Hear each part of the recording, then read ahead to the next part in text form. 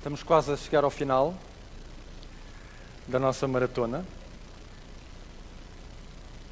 Quando eu estudei hebraico, além das aulas de hebraico, nós tínhamos semanas intensivas.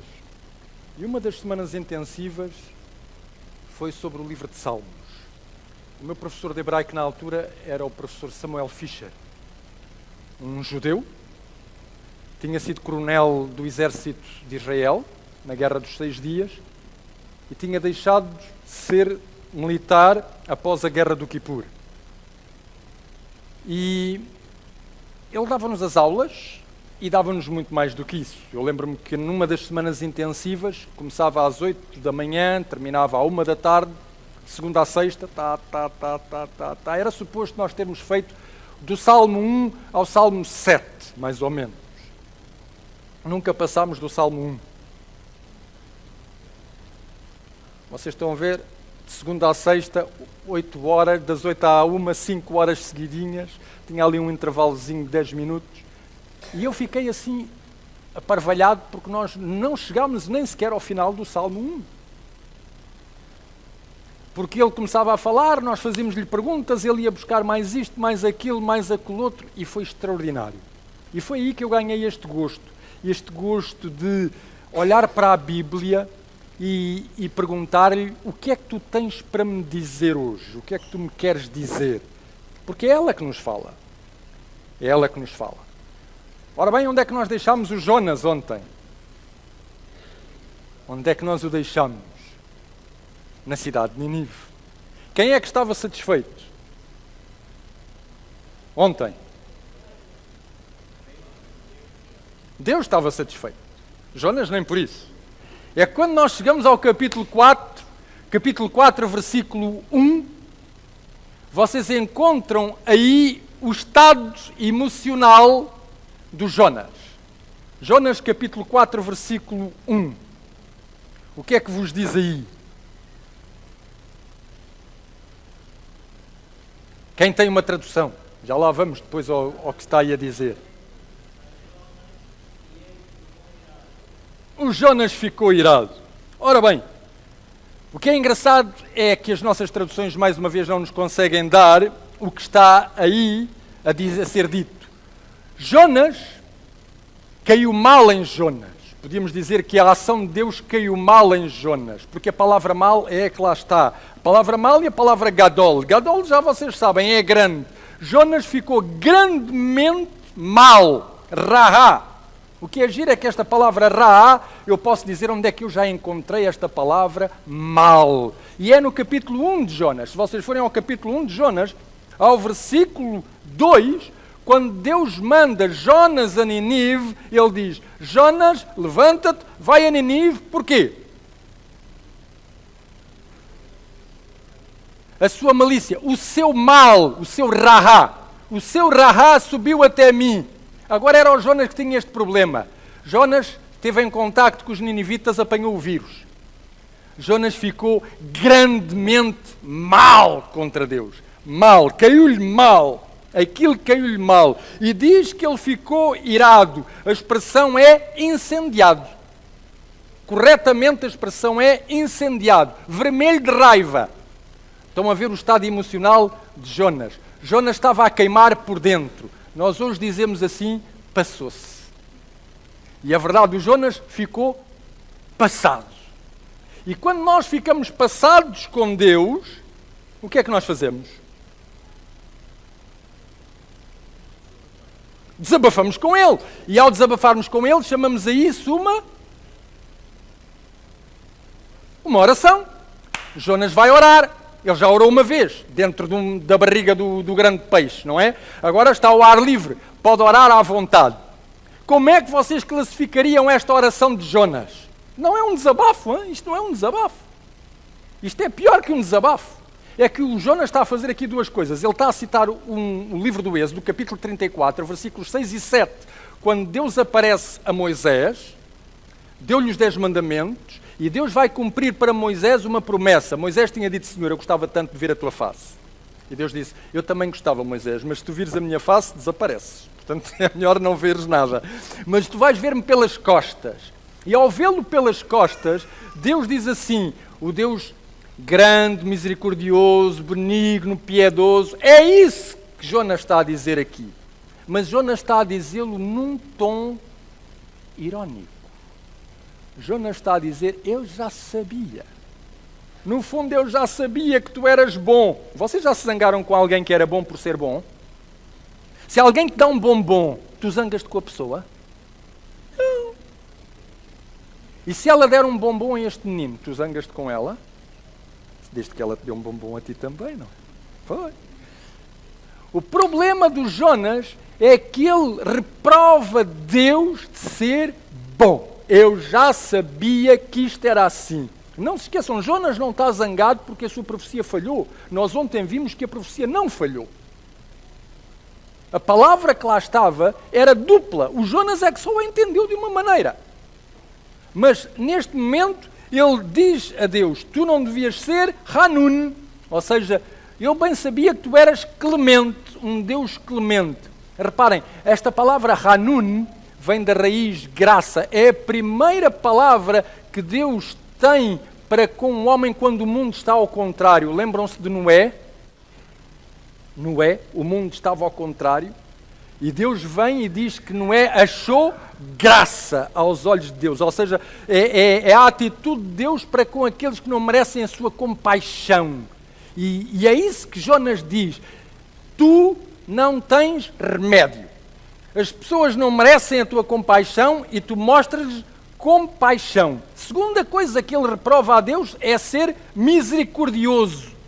E esta palavra designa, sobretudo no hebraico, o amor de uma mãe para com o filho. O verdadeiro amor de uma mãe para com o filho. Ele reprova a Deus de ter o mesmo tipo de amor. Terceira coisa que ele reprova a Deus é de ter um nariz grande. É isso aí, meus amigos. Porque a expressão tardio em irar-se, tanto no hebraico como no grego, significa longo em nariz. Deus tem um nariz grande. E isto tem a ver com a tal atitude de respirar. Deus consegue encaixar as coisas. Ele diz, tenho pena que tu consigas encaixar assim tão facilmente as coisas. E finalmente, a última palavra com que ele reprova a Deus é uma das palavras mais significativas da Bíblia, Hesed. Hesed é a misericórdia, é o amor, é a bondade, é a benignidade, é uma série de coisas que nós conseguimos lá encaixar. No fundo, o que é que Jonas reprova a Deus? Ser Deus. Não se pode ser um profeta contigo. Não vale a pena. E é engraçado, porque como é que Deus, depois dele dizer isto, ele pede uma coisa a Deus. O que é que ele pede? Já agora, mata-me. O Jonas é suicidário. Já quis ir para o mar para se escapar. Agora que está em terra, mas nós não compreendemos bem, porque reparem, na barriga do peixe o que é que ele diz a Deus? Senhor, estive lançado da tua presença, obrigado por me salvares. Agora que ele está salvo, ele diz a Deus, Senhor, tira-me a vida. É engraçado. E como é que Deus vai responder a Jonas? Deus também é poupadinho nas palavras. Não é só Jonas que é poupadinho nas palavras, Deus também é. Como é que ele vai responder a Jonas? É razoável essa tua ira. A palavra é razoável é a palavra yatav. Yatav vem da palavra tov. Tov é bom. Ou seja, é benéfico. Faz-te bem, Jonas. Tu sentes-te bem. Por acaso a tensão arterial não está por aí a dar os máximos. Toma cuidado, Jonas, tu vais ter um AVC. Há tanta gente que na igreja às vezes tem um AVC. No sentido teológico, digo eu. Já havia muita gente na igreja a dizer que a igreja está pelas horas da amargura, que a igreja assim não vai lá, que a igreja não tem remédio. E muitas vezes estas pessoas acreditam tanto naquilo que elas dizem que a tensão arterial sobe em flecha. E Deus de cá de trás diz assim, amigos, se há uma coisa pela qual vocês nunca se devem chatear, Se há uma coisa pela qual vocês nunca se devem irritar, é com a teologia. Não vale a pena. Não se irritem com a teologia. Por uma coisa muito simples, é que a minha visão das coisas normalmente não é a visão de Deus. E vocês já repararam que a Jonas, aquilo que Deus gosta, não é aquilo que Jonas gosta. Portanto, o que Deus gosta, Jonas desgosta, por assim dizer. E, portanto, Jonas vai dizer isto, é como se Deus o picasse. De repente, Jonas, tem lá calma. Não faças uma coisa dessas. Sabem, eu já vi a igreja tão irritada em tantas ocasiões por coisas que não valem de nada a pena, que se nós tivéssemos o cuidado de ir vasculhar e de ver na Bíblia, já lá estavam. A igreja irritou-se em 1888. A igreja voltou-se a irritar em 1920. A igreja continuou-se a irritar agora quando foi em San António. Nós passamos a vida irritados. E na verdade, quando nós vamos a ver porque é que nós estamos irritados, nós percebemos o que Deus quer dizer a Jonas. Não vale realmente a pena. E acontece que Jonas faz algo interessante aqui com os companheiros e com os exploradores. O que é que Jonas decide fazer? Ele orou a Deus, Deus diz-lhe para não se irritar, o que é que ele vai fazer?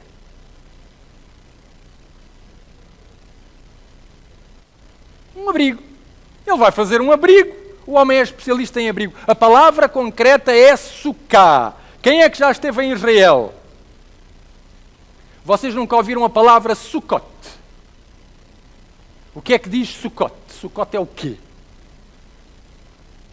Sukkah é o feminino singular. Sukkot é o feminino plural. É uma festa. É a festa dos tabernáculos, ou a festa das cabanas. E o que é que comemora a festa das cabanas? Isso, agora é que está mal. Não deveria ter feito esta pergunta. O que é que comemora a festa das cabanas?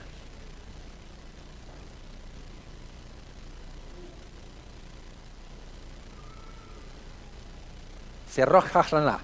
Rosh Hashanah é que é o final do ano. O ano novo. A festa das cabanas, o que é que ela comemora? 40 anos de permanência no deserto, onde o povo de Israel viveu em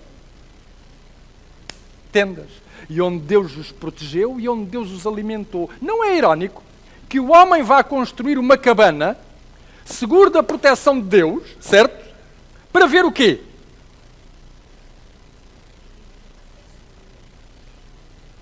Para ver o quê? Nínive ser destruída. Porreiro, mas ele acha que Nínive vai ser destruída.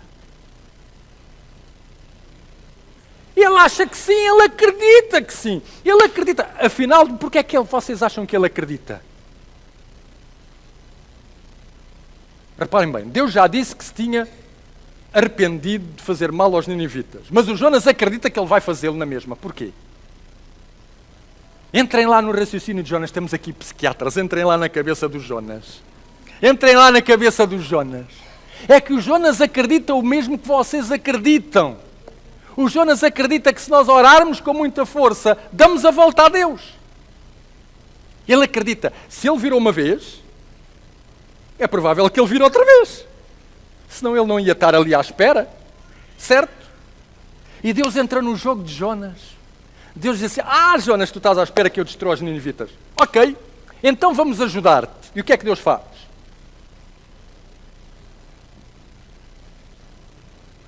Crescer o quê? Vou-vos ajudar. Eu vou-vos ajudar. As vossas traduções dizem o quê?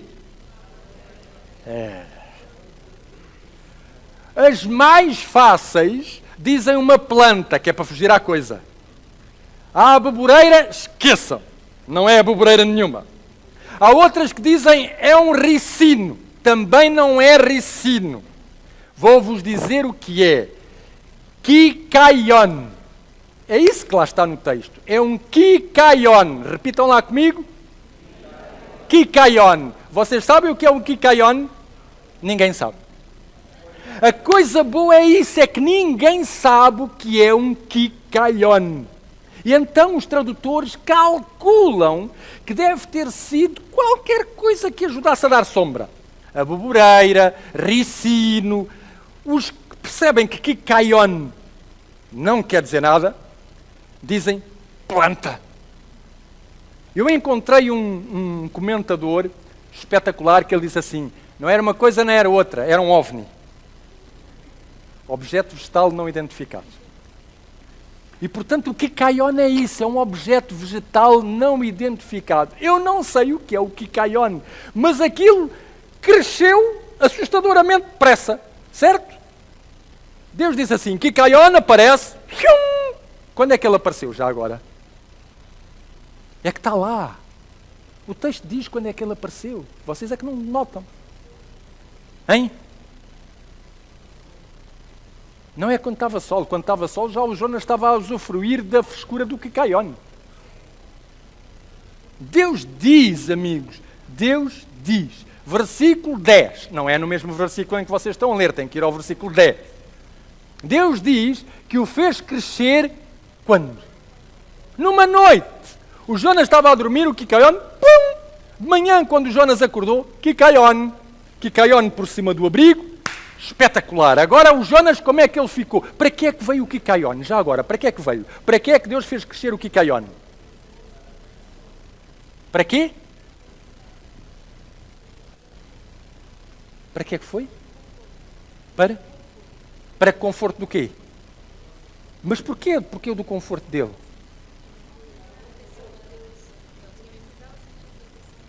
Ele precisava, mas ele já tinha lá a cabana. A cabana era símbolo da proteção de Deus. O Kikaion foi para o proteger do sol? Não. Foi para o proteger do quê? Está lá no texto. Eu não estou a inventar nada. Vejam lá o que é que diz o texto. O texto diz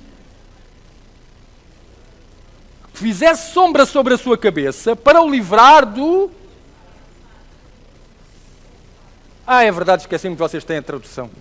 Para o livrar do seu rahá. Para o livrar do seu mal. É engraçado. O Kikaion não é para livrar o Jonas do sol. O sol não era um problema na cabeça do Jonas. O problema na cabeça do Jonas era o mal que ele tinha contra Deus. E Deus dizia assim, ok, já te vai resolver o problema. Eu meto aí um Kikaion, já ficas satisfeito. E diz que o resultado foi mesmo esse. Um remédio espetacular.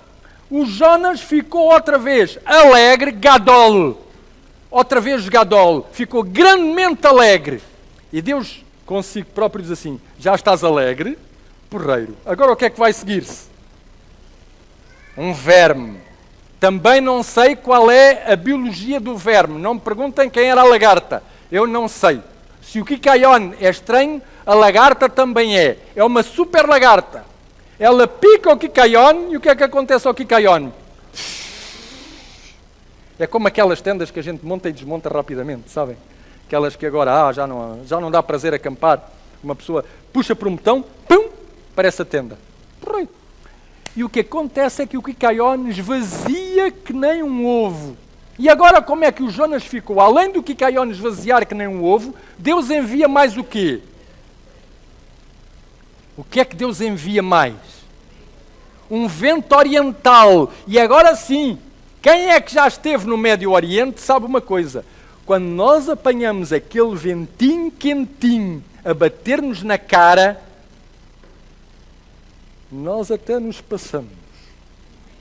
Certa vez eu estava no Vale dos Reis, 40 graus cá fora. E eu começo a descer para os túmulos lá em baixo. Estavam 40 cá em cima, estavam uns 45 ou 46 lá em baixo. Aquilo era de assar. Quando eu venho para cima, começo a sentir um ventinho fresquinho. E eu assim, olha, a temperatura mudou. Não mudou nada. É que lá em baixo estava muito mais calor. E quando eu venho para cima, os poucos graus que estavam mais acima faziam-me sentir como se viesse um ventinho fresquinho. E o Jonas apanha com este vento oriental bonzinho, assim. E o que é que ele sente imediatamente, o Jonas? O Jonas quase que desmaiou. E o que é que ele diz?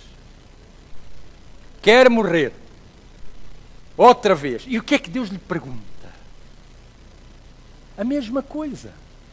Jonas, é benéfico esse teu sentimento. E agora eu acho que há uma coisa extraordinária. Deus vai falar com Jonas. Deus vai raciocinar com Jonas. Deus vai dizer-lhe assim, olha Jonas, vamos lá trocar aqui de posições. Tu estás triste por causa do Quicaion. Eu compreenderia, Jonas, se tu tivesses plantado o Quicaion. Se tu tivesses regado o Quicaion. Se tu tivesses cuidado do Quicaion. Uma vez o pastor António Amorim casou-se. Agora vocês já sabem, ele está casado, não é? Ele casou-se e ele foi de férias para a Turquia. Morávamos no mesmo prédio e ele diz-me assim, Arthur, tenho aqui um cacto. Tu podias cuidar do meu cacto? À vontade, deixa lá estar o cacto. Ele deixou-me as chaves da casa dele e tudo para eu ir lá regar o cacto. Nunca mais me lembrei do cacto. Adeus, cacto. Ele veio de férias, chega à casa, porque eu é que tenho as chaves dele. Então, e o meu cacto? E assim, ixi, o cacto. Eu disse, e nunca mais me lembrei do teu cacto. Quando nós chegámos lá acima, o cacto estava murchinho. E ele olha para o cacto e ele assim, isto não está tudo perdido. Coitadinho, começa a fazer festas no cacto. Eu acho que aquilo já é demais. Mas a verdade dos factos é que ele disse-me assim, tu vais ver este cacto, na próxima semana está aqui viçoso, como eu o deixei. Tu vais ver. E ele continua a fazer festas no cacto, a falar com o cacto, mete umas gotinhas de água e eu venho-me embora, porque eu não consigo ver aquelas coisas. Eu acho que uma planta não dá.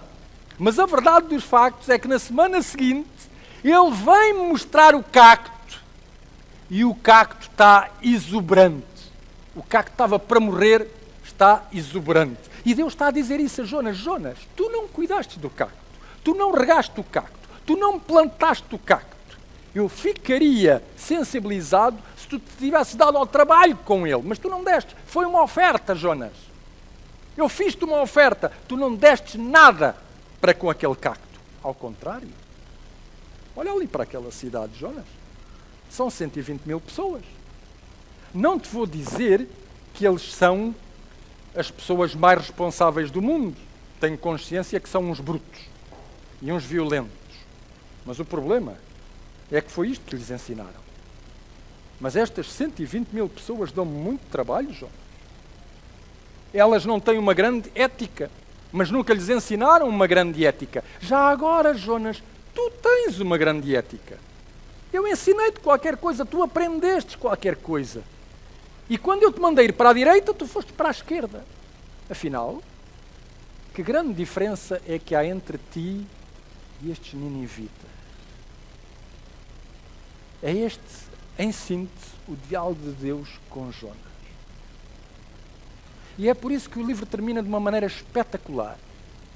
Ele termina de uma forma aberta, de uma pergunta aberta. Porque o que é interessante no livro de Jonas é que quando vocês começam a pensar em Jonas e a rir às custas dos Jonas, porque o homem é para rir, a pouco e pouco o espelho vai se virando e vocês vão descobrindo o vosso rosto. Esta é que é a coisa mais interessante do livro de Jonas. Nós descobrimos no livro de Jonas e nós percebemos uma coisa interessante. A esmagadora maioria das vezes nós aprendemos algo sobre Deus que está profundamente errado. E quando Deus se nos revela como Ele é, como Ele está profundamente certo, nós não o aceitamos. A esmagadora maioria das vezes, nós temos um ídolo na nossa cabeça, ao qual nós adoramos todos os dias. E quando o verdadeiro Deus se revela, nós passamos com Ele, porque não é aquilo a que Ele corresponde, não é aquilo que nos ensinaram. Esta é a verdade dos factos. É por isso que às vezes eu divirto-me a ensinar a Bíblia. E, sobretudo, eu divirto-me com a hermenêutica. Como eu já vos disse, aqui, faço de propósito. Eu ensino às pessoas os princípios da hermenêutica, as regras da hermenêutica, depois vou-lhes dizer com elas, vamos fazer um exercício prático. E elas todas contentes, vamos fazer um exercício prático. Agarro num texto e digo-lhes a eles, meus amigos, como é que vocês leem esse texto? Eles ficam embaraçados porque não querem. Não querem. Então eu pergunto às esposas, olha, como é que o vosso marido diz quando vê este texto? Elas dizem-me. E eu vou-lhes dizendo, então agora vamos ler este texto de acordo com a Bíblia. E de acordo com a Bíblia, eles não acreditam. Eu faço este exercício com Efésios 5, eu faço este exercício com o texto do sábado, eu faço este exercício com outras passagens da Bíblia que nós adventistas acreditamos ter de todas as maneiras, e depois quando o texto nos diz claramente o que ele está a dizer, as pessoas não acreditam. E é por isso que eu acho que Jonas termina de uma maneira espetacular. Jonas termina com Deus a perguntar-lhe, o que é que tu achas, Jonas? Eu deveria desistir de 120 mil pessoas, assim, sem mais nem menos. Ou pelo contrário, se eu as amo, eu não deveria dar-lhes uma outra oportunidade na vida. É que afinal de contas, ao dar-lhes uma oportunidade a elas, estou-te a dar uma oportunidade a ti. O destino de Jonas e de Nínive estavam selados desde o princípio. Não apenas porque ele é a pomba, e vocês já sabem que as características da pomba é descobrir um itinerário a 1000 quilómetros de distância, mas como também amanhã vocês irão descobrir, Nínive e Jonas escrevem-se exatamente da mesma maneira. Escrevem-se com as mesmas palavras. Jonas estava absolutamente destinado a ir a Nínive. Aquilo que nós podemos descobrir, meus queridos jovens e meus queridos irmãos, é o seguinte, que é isso que o livro de Jonas nos convida. Quem é o ninivita desta congregação? Quem é a pessoa que vocês acham que é o insalvável? Qual é aquele que vocês pensam que realmente está a milhas da salvação? Porque cada congregação tem o seu ninivita e cada congregação tem os seus Jonas. E o que o livro nos diz é que Deus ama tanto os Jonas desta congregação como os seus ninivitas. Os seus destinos, as suas vidas entrecruzam-se, e elas entrecruzam-se à medida que ambos refletem e que ambos percebem o amor do Pai. Que Deus nos ajude a descobrir esse amor e a poder vivê-lo uns com os outros. Amém.